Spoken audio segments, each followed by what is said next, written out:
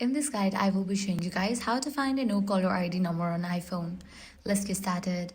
Launch a phone app and go to the keypad. You'll need to dial a special code to call back to the no caller ID number.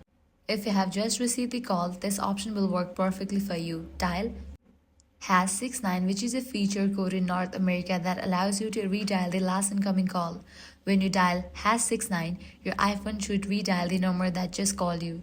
This is the first way to find out who is calling. But what if you don't want to call back the spammer? Don't worry, there is another way. Go to Recents tab in the phone app. Next to the no caller ID entry, if you tap it, nothing appears.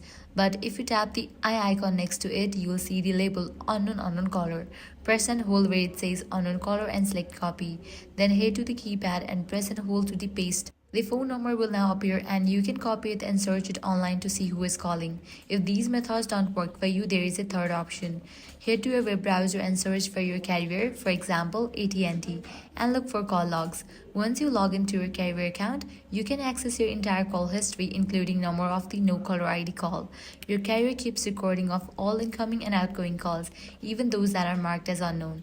And that's it.